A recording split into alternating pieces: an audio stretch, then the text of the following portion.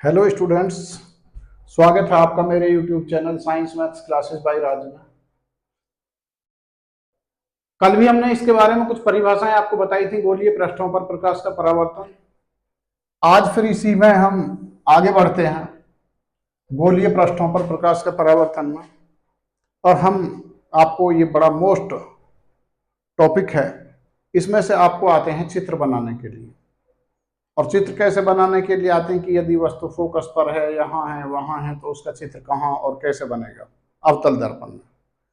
तो आज हम अवतल दर्पण में आपको चित्र बनाने के कुछ नियम बताते हैं। अवतल दर्पण और उत्तल दर्पण में पहले सबसे पहला आपको लिखना है, जो जानना है, वो चित्र बनने के नियम आपको पता होने चाहिए। चित्र बनाने के नियम, ये नियम आपको पता होने चाहिए कि चित्र कैसे बनते हैं। हमने ये आप जानते हैं, ये है हमारा अवतल दर्पण। ये पहला नियम है। चित्र बनने के 3 नियम होते हैं, और 3 नियम में हम सबसे पहला नियम बता रहे हैं कि यदि कोई वस्तु, मान लीजिए आपका ये यहां P है ध्रुव, इसमें यहां ये F है कैपिटल फोकस बिंदु, और यहां पर ये इसका C है वक्रता केंद्र।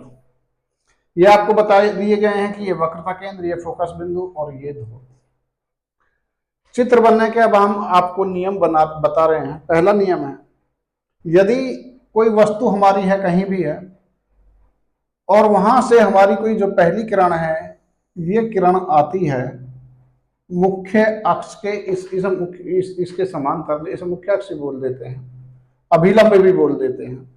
इसके समांतर यदि हमारी ये आ रही है कोई, तो ये हमेशा फोकस बिंदु से ही होकर जाएगी। ये आपका पहला नियम है कि यदि ये इस अक्ष के समांतर जा रही है, या मैंने बताया इसे अभिलंब भी बोल देते हैं, मुख्य अक्ष भी बोल देते हैं, यदि इसके समांतर किरण आ रही है, तो ये हमेशा फोकस बिंदु से ही यहां परावर्तित होकर फोकस बिंदु से वापसी जाएगी। ये पहला नियम है। अब ये तो हो गया अवतल दर्पण के लिए। अब ऐसा जो उत्तल दर्पण है, मान लीजिए ये आपका उत्तल दर्पण है। उत्तल दर्पण, ये इसमें यहां मुख्य अक्ष है, और यहां ये जो किरण जाएगी ये यहां से आएगी, और यहां से आने के बाद ये कहां जाती थी, हमने कहां बताया कि ये फोकस बिंदु से होकर जाती है। लेकिन यहां तो इधर इसमें फोकस बिंदु नहीं है, ये फोकस इसका इधर है, क्योंकि जिस गोले में से ये काट कर बनाएगा उसका वक्रता केंद्र यहां कहीं होगा, दूसरी साइड में, जिस साइड में पॉलिश है। जब ये कंडीशन है तो ये किरण यहां फोकस पर यहां आनी चाहिए, फोकस पर आनी चाहिए। इसलिए जो ये किरण है, ये किरण ये फोकस पर तो नहीं आती, लेकिन ये यहां टकराने के बाद ऐसे जाती है सीधी, और ये ऐसे लगता है हमें जैसे ये फोकस बिंदु से निकलकर आ रही हो किरण। ये किरण फोकस बिंदु से होकर आ रही हो, जबकि ये फोकस बिंदु से नहीं आती, यहां से आई है अक्ष के समांतर, और यहां टकराने के बाद ये परावर्तित होने के बाद ये ऊपर की तरफ चली जाती है। लेकिन हम ये ऐसा प्रतीत हो रहा है कि ये फोकस बिंदु से निकलकर आई है। अब आते हैं दूसरा नियम, आप लिख लेंगे चाहे तो। जब कोई किरण मुख्य अक्ष के समांतर जाती है तो वह फोकस बिंदु से होकर परावर्तित होकर फोकस बिंदु से जाती है, पहला नियम। दूसरा नियम, दूसरा नियम क्या है भाई? दूसरा नियम है, ये हमारा अवतल दर्पण है, और इसमें ये वही मुख्य अक्ष है। इसमें क्या है, यदि ये किरण हमारी कोई ये फोकस बिंदु से आती है, यदि किरण फोकस बिंदु से आ रही है, ये फोकस बिंदु, तो ये यहां ये परावर्तित होने के बाद ये मुख्य अक्ष के समांतर हो जाती है। ये है नियम नंबर 2।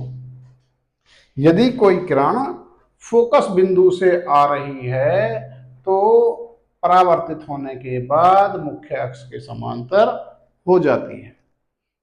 अब यही कंडीशन हमारी ये तो हम अवतल लेंस के लिए बता रहे हैं, एक तरफ अवतल दर्पण, सॉरी अवतल दर्पण के लिए बता रहे हैं, और इधर की तरफ हम ये उत्तल दर्पण के लिए बता रहे हैं। दोनों एक साथ साथ लेके चल रहे हैं।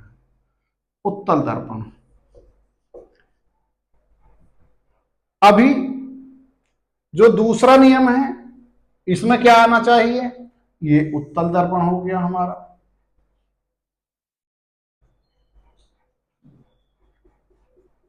ये उत्तल दर्पण हो गया हमारा, और उत्तल दर्पण में ये हमारा ये मुख्य अक्ष हो गया।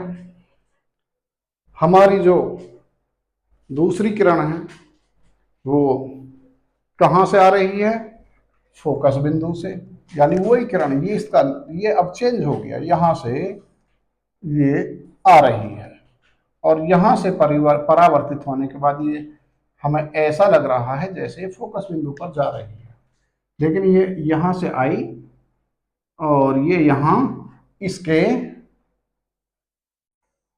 मुख्य अक्ष के समांतर हो जाती है। तो ये दूसरा नियम हो गया उत्तल दर्पण के लिए, ये अवतल दर्पण के लिए हो गया। और तीसरा नियम है, ये हमारा कोई अवतल दर्पण है, क्या है ये, अवतल दर्पण, और ये इसका फोकस है, फोकस बिंदु, ये इसका वक्रता केंद्र है सी। यदि कोई किरण वक्रता केंद्र से जाती है और ये जाकर यहां अवतल दर्पण पर टकराती है, तो यहां से जाने के बाद ये यहां गई, यहां टकराई और अपने उसी मार्ग से वापसी लौट जाती है। ये सी है यहां वक्रता केंद्र जिसे कहते हैं।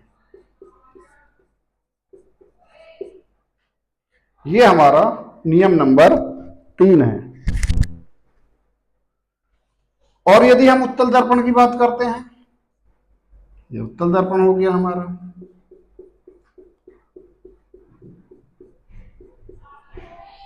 इसमें भी बात वही है, ये मुख्य अक्ष हो गया, ये एफ हो गया और ये सी हो गया। यदि कोई किरण ऐसे आती है कि ये हमें ऐसा लग रहा हो कि ये सी पर जा रही है और यहां ये आई, तो ये यहां परावर्तित होने के बाद, क्योंकि उधर तो पॉलिश है, वो उधर जाती नहीं है, तो ये उसी मार्ग से इधर से ये आई और यहां परावर्तित होने के बाद उसी मार्ग से ये वापस लौट जाती है। ये हमारा है नियम नंबर 3 उत्तल दर्पण के लिए। ये फर्स्ट, सेकंड और थर्ड, यानी बात वही है जो इसमें है। ये यहां समांतर आई, फोकस से चली गई, यहां ये इसमें समांतर आई और ये परावर्तित हुई और ऐसे लग रहा है जैसे फोकस से आ रही हो, या तो आती है फोकस पर या आती हुई प्रतीत होती है। बड़ी स्पष्ट सी बात है। नियम नंबर 1, यदि कोई किरण मुख्य अक्ष के समांतर आती है तो वह या तो फोकस से होकर जाती है या फोकस से होकर जाती हुई प्रतीत होती है। तो यहां प्रतीत का मतलब, मैंने दोनों शब्द बोले हैं, या तो जाती है या प्रतीत होती। प्रतीत का मतलब ये यहां से लग रहा है कि ये फोकस से आई है। ऐसे ही इसमें है ये कि ये यदि यहां आ रही है तो फोकस पर आती हुई ये प्रतीत होती है, लेकिन फोकस पर आती नहीं है, यहां परावर्तित होने के बाद ये समांतर हो जाती है। और ये सी से आई और सी से ही वापसी चली गई, ये नंबर 3। तो आपको ये जो मैंने नियम बताए हैं ये आपको याद होने चाहिए। मेरी अगली क्लास में जब मैं मिलूंगा तो आपको मैं चित्र बनाने बताऊंगा। यदि आपको ये बनाने नहीं आएंगे तो आपको चित्र बनाने भी नहीं आएंगे, बड़े मोस्ट हैं, इसमें से ज़रूर प्रश्न आता है। तो मेरी वीडियो को ज़रूर देखें, लाइक करें, सब्सक्राइब करें और इन नियमों को ज़रूर याद करें। Thank you.